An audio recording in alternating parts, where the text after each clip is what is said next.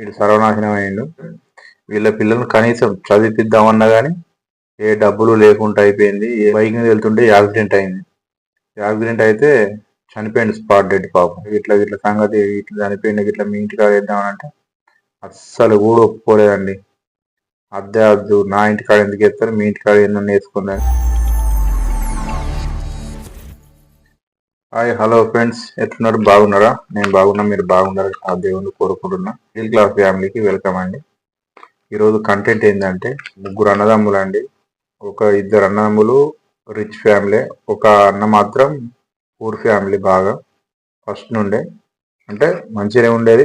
అన్న పెద్దోడు కాబట్టి వీళ్ళిద్దరిని చదివిపించుడు కానీ వీళ్ళ లైఫ్లో అన్ని సెట్ చేసే వరకు వీని పని అయిపోయింది. వాళ్ళందరూ మంచి జాబులు చేసుకొని సెట్ అయ్యిండ్రు.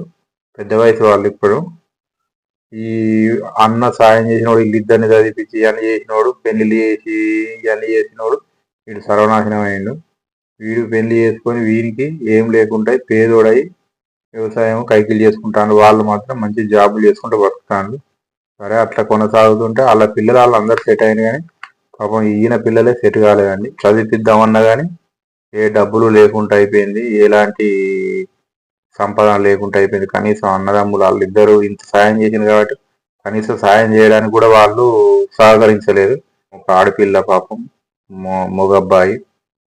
కనీసం చదువు కోసం, ఖర్చుల కోసం కూడా ఇంత చిన్న చిన్న సాయం చేయమన్నా కానీ నా దగ్గర లేవని డబ్బులు ఇట్లా అన్నారు. సరే, అట్లా పోతే పోనీ అని అనుకుంటే లాస్ట్కి ఒక రోజు పాపం అతనికి బైక్ మీద వెళ్తుంటే యాక్సిడెంట్ అయింది. యాక్సిడెంట్ అయితే చనిపోయింది స్పాట్ డెడ్ పాపం.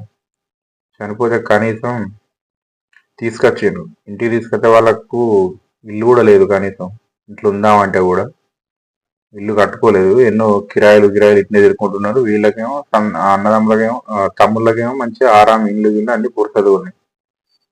చనిపోతే పాపం వాళ్ళకు కనీసం ఫోన్ చేసి ఇట్లా వాళ్ళు ఉండరు కదా, వాళ్ళ భార్య ఇట్లా సంగతి ఇట్లా చనిపోయింది, ఇట్లా మీ ఇంటికాడ వేద్దామనంటే అస్సలు కూడా ఒప్పుకోలేదండి.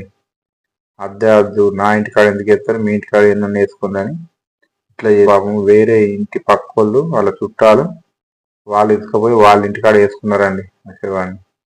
వాళ్ళంతా కష్టపడి వాళ్ళ తమ్ముళ్ళను చదివిపించి డెవలప్ చేసి, వాళ్ళ పిల్లలను డెవలప్ చేసి అన్ని చేస్తే ఈయనకు శిక్ష ఎట్లున్న చూడు.